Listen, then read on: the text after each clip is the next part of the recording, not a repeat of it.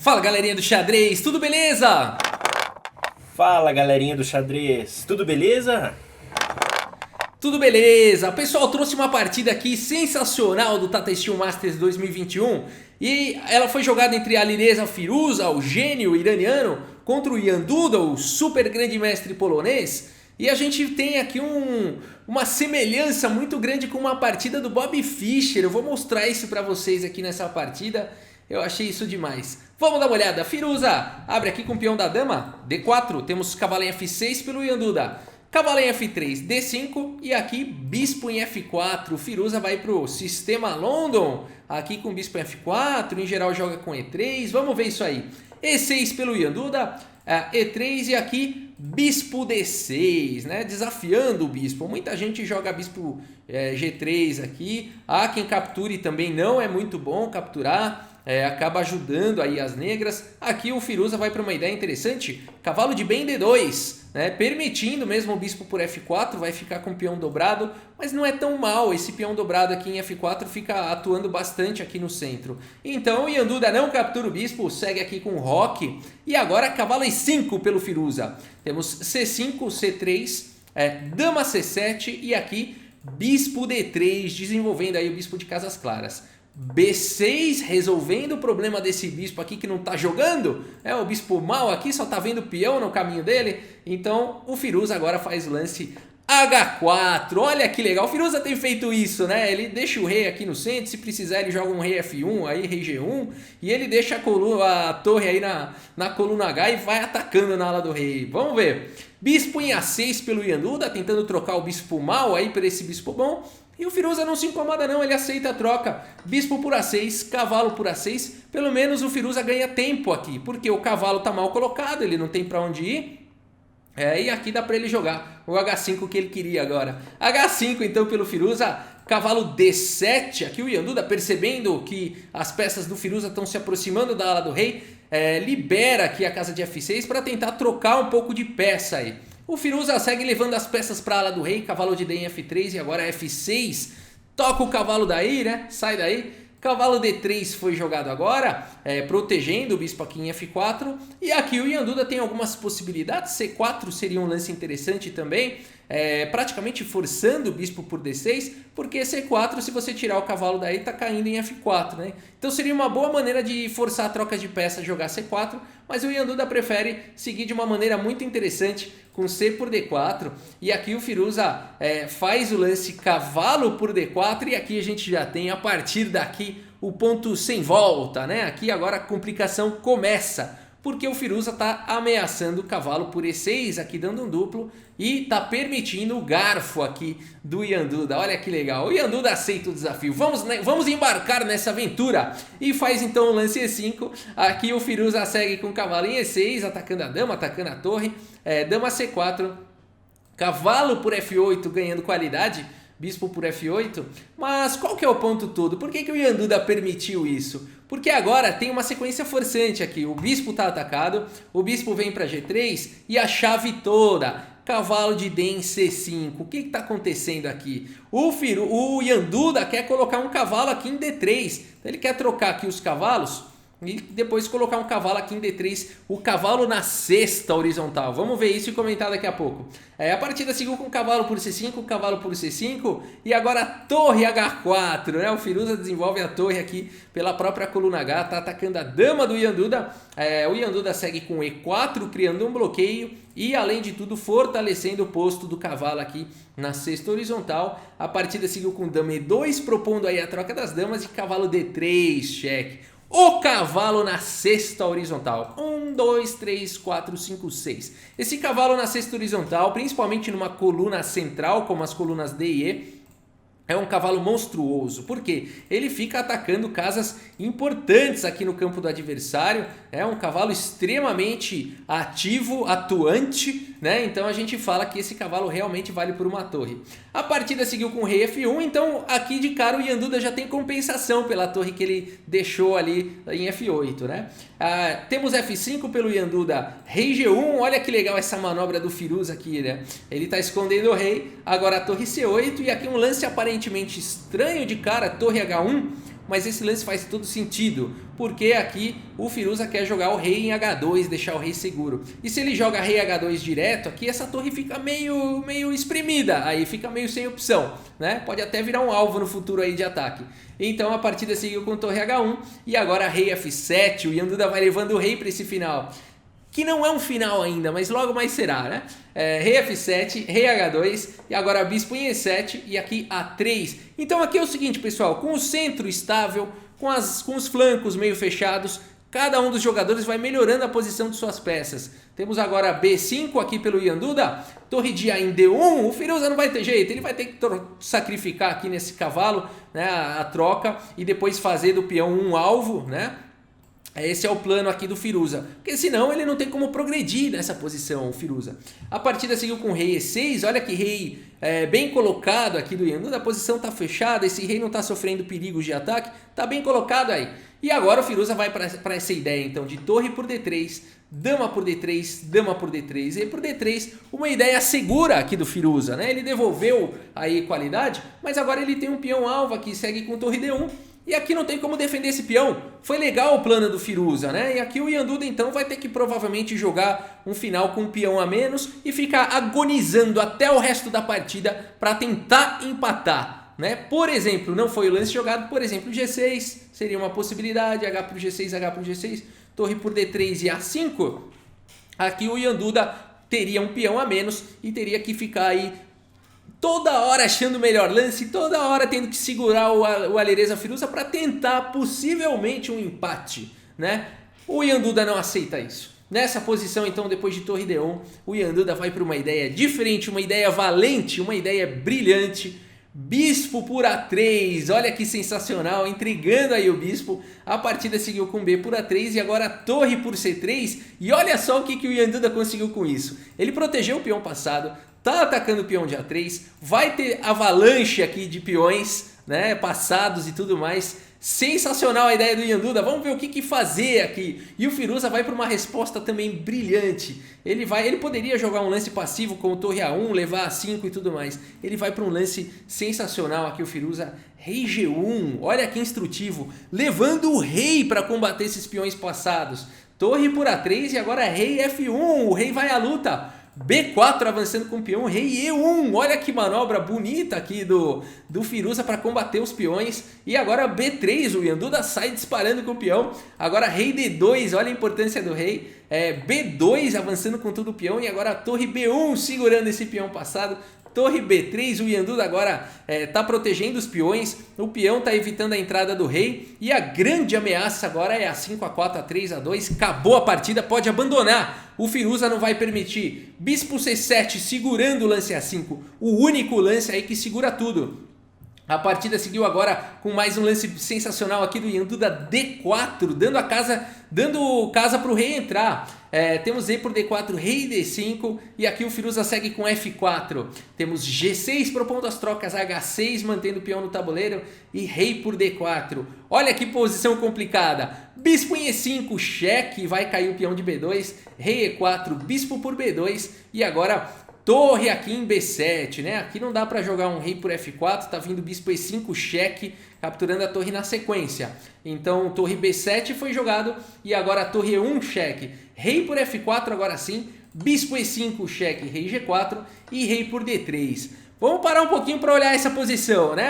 O Firuza foi muito bem sucedido, graças a ter levado o rei aí para a briga. Ele foi muito bem sucedido em eliminar os peões passados avançados ali do Yanduda. Sobrou ainda um peão passado, ali tímido ainda, mas tem um peão passado.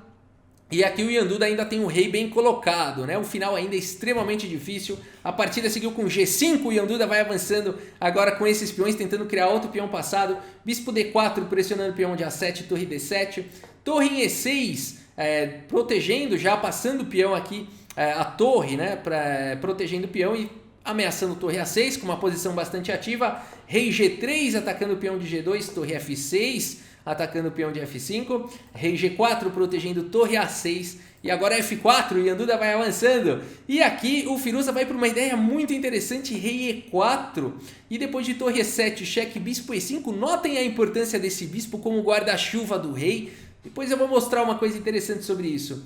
A partida seguiu com torre B7 e agora bispo F6, olha só, pressionando o peão de G5, torre B4, cheque, bispo D4, olha a importância do bispo, rei H5 indo para cima aqui do peão de H6 e agora um lance que exclama aqui pelo Firuza, torre D6, agora a torre protegendo o bispo, ameaçando o rei aqui em F5. Torre em A4 foi jogado e agora rei F5, olha que bonito. E aqui o Firuza começa a construir uma rede de checkmate, pessoal. Torre em A2 e agora bispo F6, exclama, deixando o peão de G2. Muito bonito esse lance. A partida aqui seguiu com rei por H6, mas se o Ian Duda tivesse capturado aqui em G2, seguiria a torre D1, ameaçando aqui sequência de mate. E aqui depois de rei H4 tentando fugir, poderia seguir com torre H1, cheque, rei G3, bispo por G5 com uma posição vencedora aqui pro Firuza, né? Se jogasse F3 viria além de tudo um bispo H4, cheque mate imediatamente, né? Então aqui a partida seguiu com rei por H6, o Ian Duda se livra do peão aí do Firuza, mas agora simplesmente torre D1 e nessa posição, pessoal, o Ian Duda abandona aí a partida, né? Como assim, Rafael? Abandonou por quê?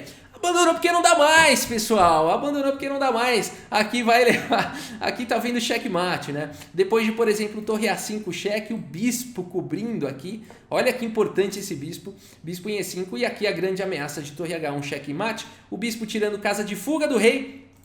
E aqui não teria como evitar, a única maneira de evitar seria torre por E5 aqui entregando e no final a gente teria um final vencedor aqui pro Firuza, né? Sensacional essa partida, o Firuza castigou ali o Ian Duda nesse final aqui, o Ian Duda teve uma ideia sensacional de sacrificar o bispo naquele peão, realmente era a melhor ideia da posição, temos que dar todos os louros pro Ian Duda, ele não aceitou ficar agonizando até a derrota e foi para um lance ativo, buscou suas chances, poderia ter vencido, no mínimo empatado, acabou errando nesse final. Eu quero mostrar um paralelo aqui com uma partida do Bob Fischer contra o Petrosyan rapidamente aqui, apenas o final para a gente ver a incrível semelhança entre essa partida do Firuza com a partida do Bob Fischer. Vamos dar uma olhada aqui rapidinho. Final do torneio de candidatos de 1971, já mostrei essa partida no canal. A gente tem o Bob Fischer de negras contra o Petrosyan e ele joga aqui bispo B6, o Bob Fischer, com a ideia de usar o bispo como guarda-chuva. A gente viu isso na partida do Firuza. Torre D5, cheque, seguiu, bispo C5, aqui cavalo C1 e aqui rei A4. Olha só a torre protegendo o bispo e o rei entrando para tentar criar uma rede de mate. O cavalo por enquanto não permitindo. Torre D7 foi jogado e aqui bispo B4, bispo de guarda-chuva do rei.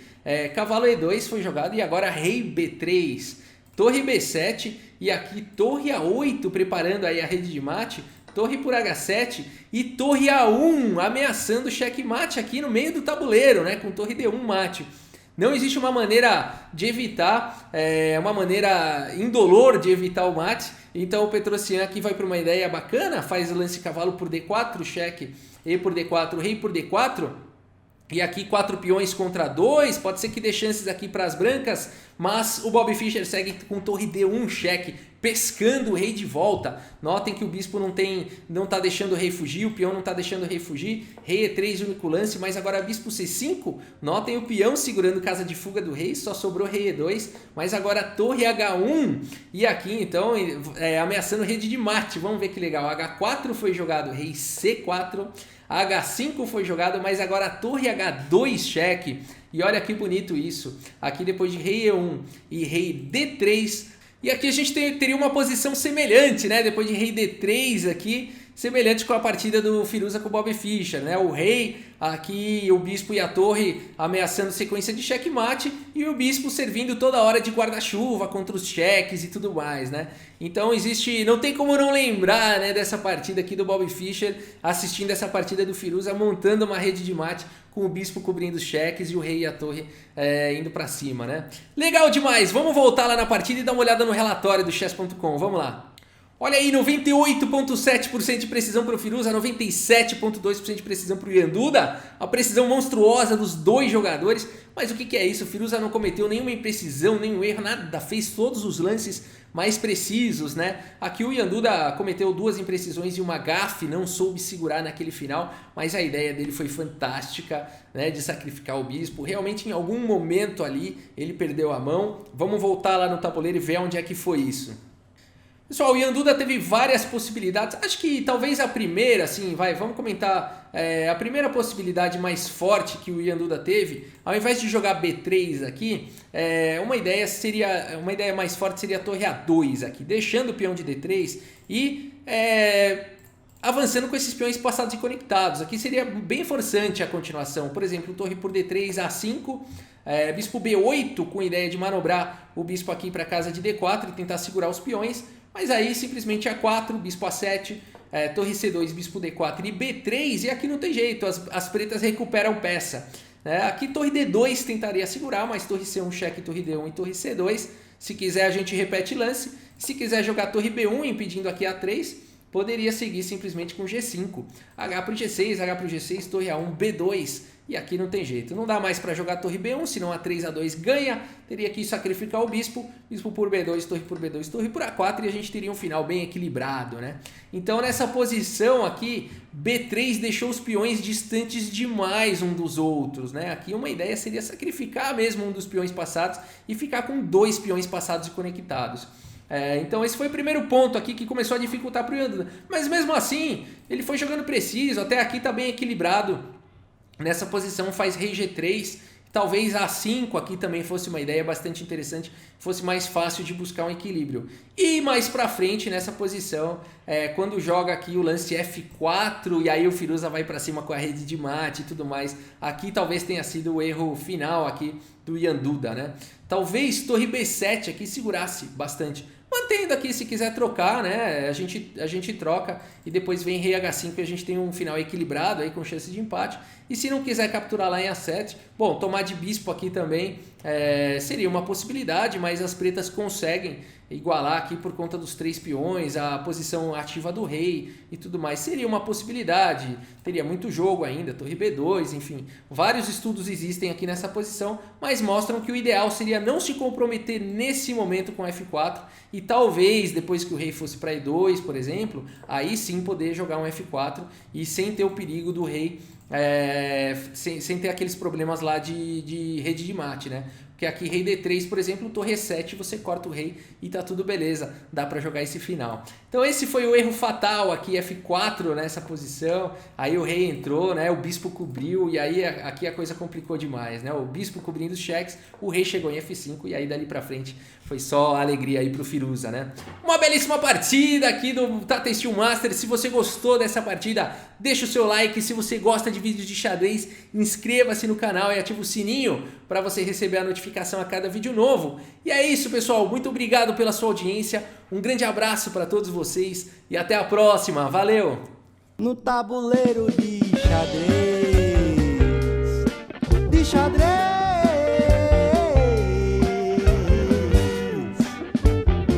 no tabuleiro de xadrez, jogo com os meus amigos.